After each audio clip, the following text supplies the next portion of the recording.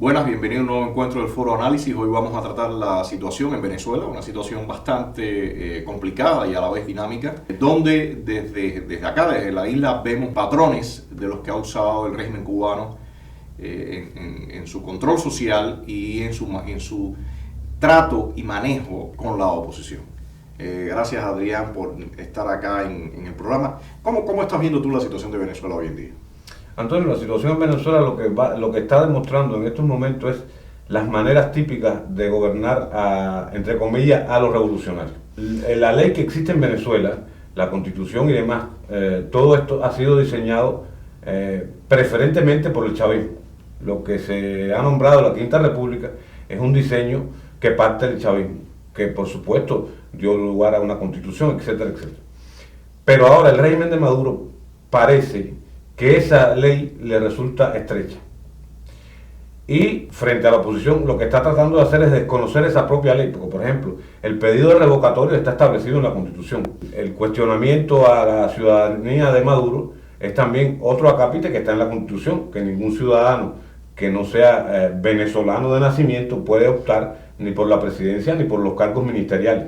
Es decir, lo que está establecido en la ley, Maduro pretende desconocerlo.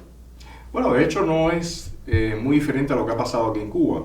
El régimen tiene un llamado sistema legal y jurídico que viola todas las libertades y derechos fundamentales, pero aún así se le queda estrecho, se queda chiquito. Creo que el mecanismo básico en cualquier país para saber la opinión popular son las elecciones. Si algún sector político pierde en las elecciones, te está diciendo que el país está en desacuerdo con ese sector político.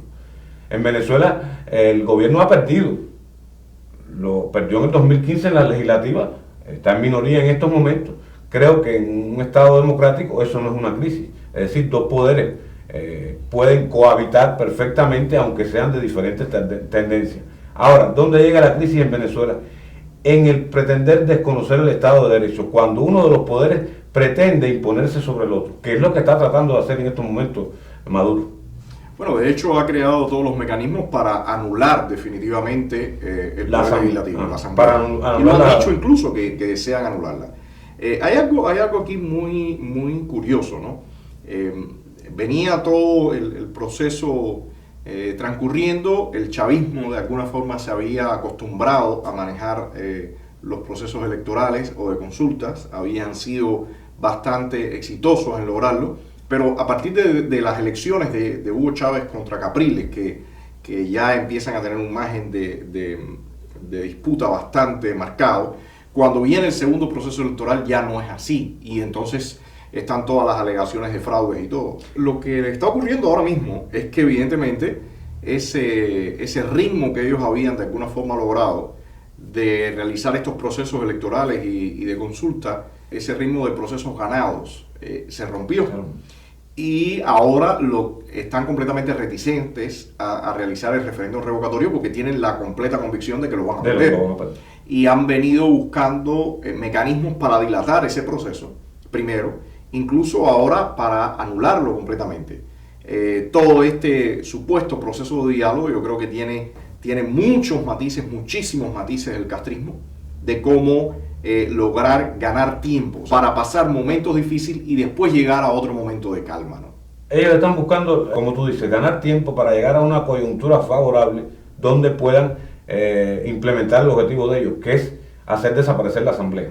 Porque Maduro desde el mismo momento, inclusive antes que la asamblea tomara posesión, ya se la estaban cuestionando. Ya a partir del momento en que toma posesión el ejecutivo Maduro, en Venezuela no ha hecho más que desconocer cualquier tipo de decisión que ha tomado la Asamblea. Bueno, de hecho, con el nuevo poder judicial que ellos implantaron pocos días antes de que llegara la Asamblea a tomar posesión, han hecho una mancuerna entre el Poder Judicial y el Poder Ejecutivo, sumado también ahora al Tribunal, el Consejo Nacional Electoral, y entre todos ellos han ido anulando completamente cualquier disposición de la Asamblea. Por eso te digo, es significativo la victoria de la oposición en el 2015 en Venezuela, porque el Poder Judicial está controlado por el Ejecutivo. El Poder Electoral también está controlado por el Ejecutivo. Si a eso unes los márgenes estrechos que tiene hoy la prensa en Venezuela y el hecho de que Maduro controla con las fuerzas represivas, la victoria del 2015 de la oposición es altamente significativa, porque sucede en un escenario totalmente desfavorable para ella.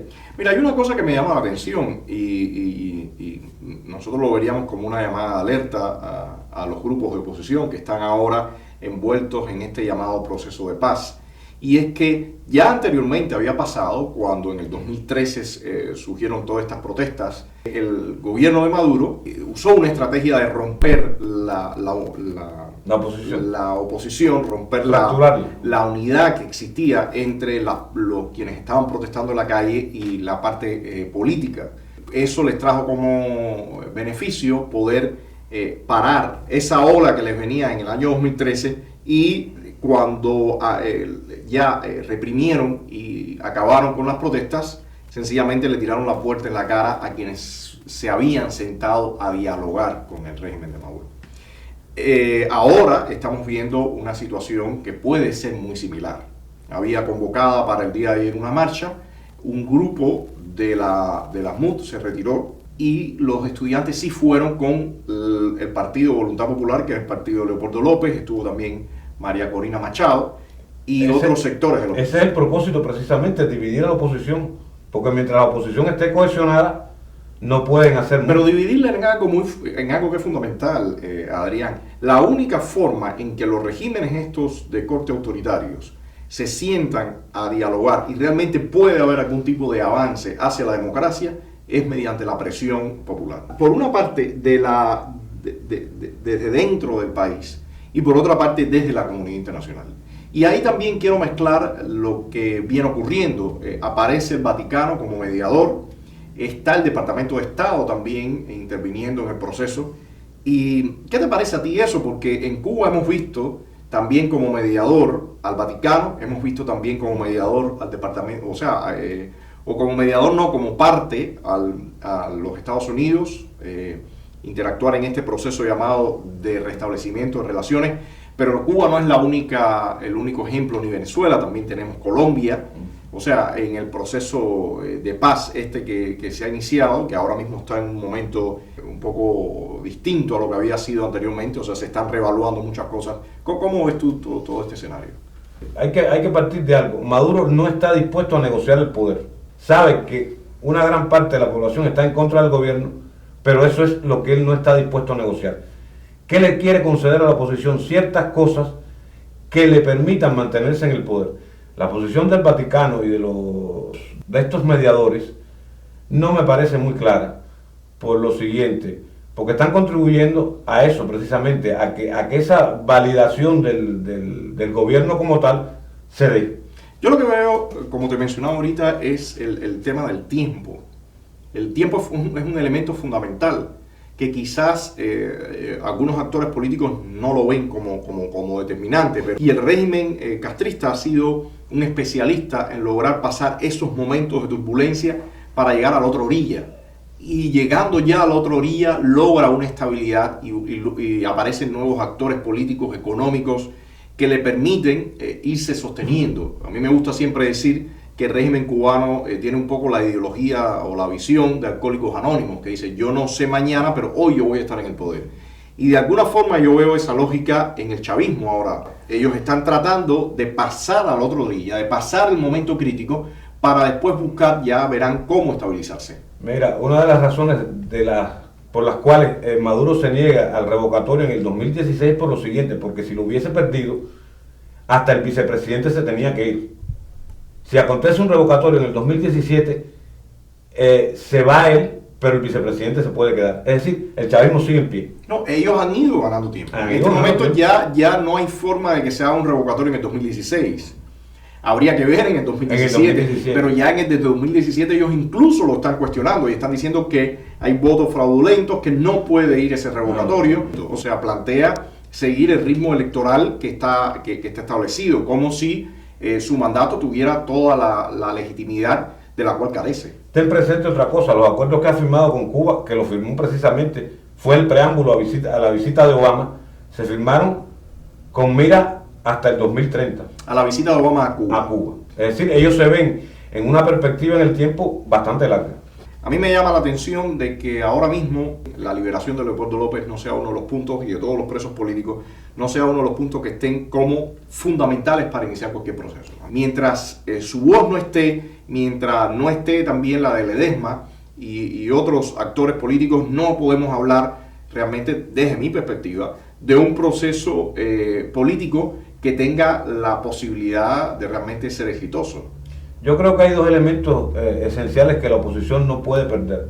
No debe dejar de exigir lo que le corresponde exigir, es decir, algo que está garantizado por la ley y demás, pero tampoco puede disminuir las manifestaciones. Porque si cuando entre en la dinámica esta de las negociaciones, sin mantener la presión en las calles, el sistema de Maduro se los traga. Y si el régimen venezolano no ha acabado con la oposición, es decir, no la ha desaparecido, es por el hecho de que la oposición se ha ganado el protagonismo político en las calles, exigiendo y reclamando. ¿Por qué? Porque cualquier acto represivo de gran magnitud tendría una implicación política muy grande para Maduro. Esto no quiere decir que no haya represión, la hay. Inclusive en estos momentos las Fuerzas Armadas tienen orden de disparar contra los manifestantes.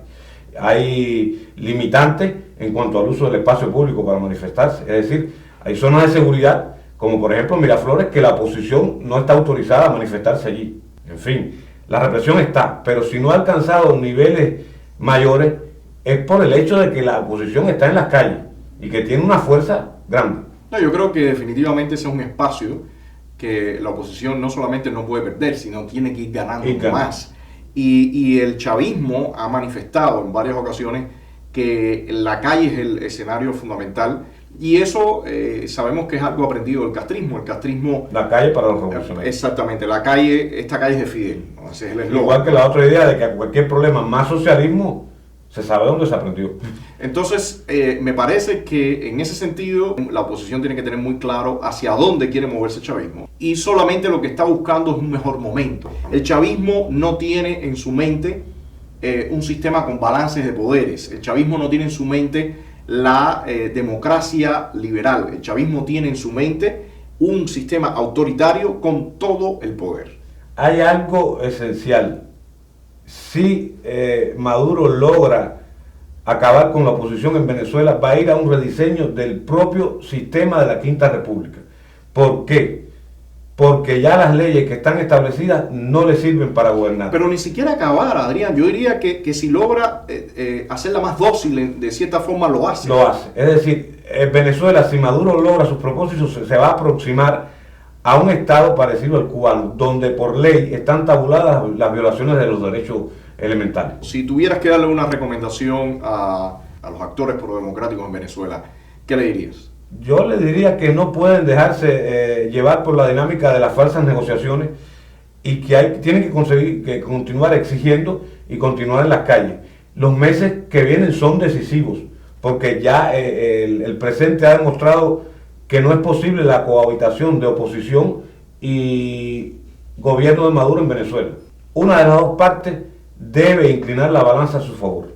Yo creo que hay algo fundamental que en las fuerzas democráticas tienen que exigir, y es: no puede estar un grupo de poder a pesar de la opinión de la mayoría de los ciudadanos. Y en este momento ellos no se han querido someter a un escrutinio, no se han querido someter a una consulta, porque saben que los ciudadanos no votan por el chavismo. Entonces, en ese sentido, me parece que lo principal que tiene que demandaría, debe demandar la oposición, es: nos toca a nosotros ahora ser el gobierno.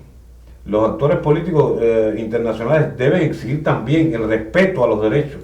Es decir, cuando la participación esta de los negociadores se convierte en silencio cómplice, contribuyen a mantener este tipo de sistema.